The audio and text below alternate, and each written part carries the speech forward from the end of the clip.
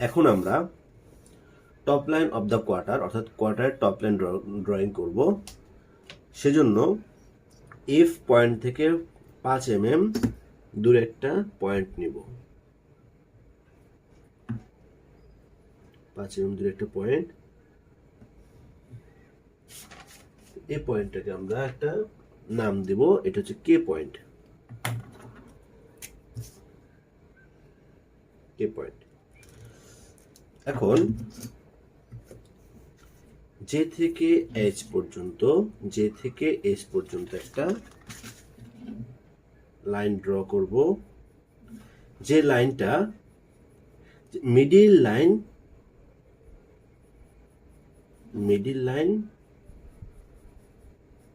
বরাবর যাবে, অর্থাৎ কার্ভ লাইনটা যে মিডিল লাইন আছে এবং এখানে জে থেকে আই, এখান থেকে একটা লাইন ড্র করব যেটা মিডিল লাইন বরাবর টাচ করে যাবে। এবং এখানে একটা কি করব, একটা কার্ভ লাইন ড্র করব এবং যে স্ট্রেট যে লাইন আছে সেই স্ট্রেট লাইন বরাবর যাবে এবং সেটাও কি হবে, এখান থেকে কার্ভ হয়ে কে পয়েন্টে গিয়ে মিলিত হবে। কে পয়েন্টে গিয়ে মিলিত হবে। তাহলে এখানে এইচ থেকে জে পর্যন্ত এবং জে থেকে কে পর্যন্ত আমরা একটা কার্ভ লাইন ড্র করলাম। এই কার্ভ লাইনটা হচ্ছে টপ লাইন, এটাকে বলে আমরা টপ লাইন। দেন তারপরে আমরা কাউন্টার লাইন ড্র করব। কাউন্টার লাইন ড্র করার জন্য এইচ পয়েন্ট থেকে 15 mm দূরে 15 mm দূরে একটা পয়েন্ট নিব এবং সি পয়েন্ট থেকে 95 দূরে আরেকটা পয়েন্ট নিব। তাহলে 15 mm দূরে যে পয়েন্টটা নিব সেটাকে একটা নাম দেয়, সেটা হচ্ছে এল পয়েন্ট 15 mm দূরে, এবং সি থেকে 95 mm দূরে যে পয়েন্টটা নিব সেটাকে আমরা পয়েন্ট দেব এম পয়েন্ট।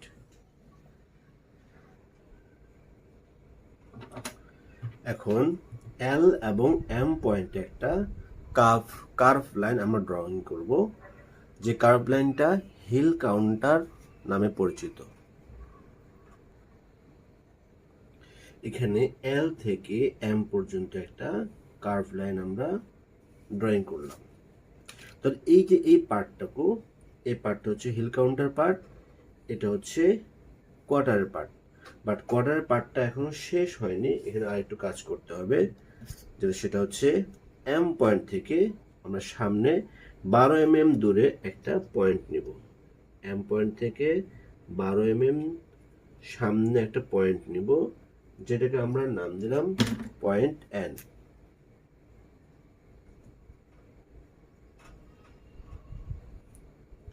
এখন এই এন পয়েন্ট থেকে কে পয়েন্ট পর্যন্ত একটা আমরা কার্ভ লাইন ড্রয়িং করব। এন থেকে কে পর্যন্ত একটা কার্ভ লাইন ড্রয়িং করলাম।